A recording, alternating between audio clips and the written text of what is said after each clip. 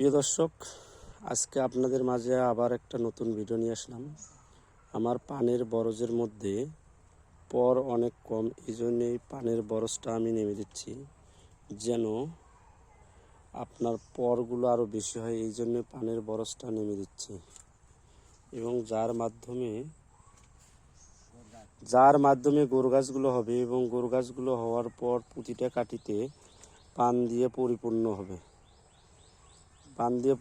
হবে। এই যে দেখেন, এই কাঠিটা নাই, ইনশাল্লাহ এখন নামে দিলে এই কাঠিটা পরিপূর্ণ হয়ে যাবে।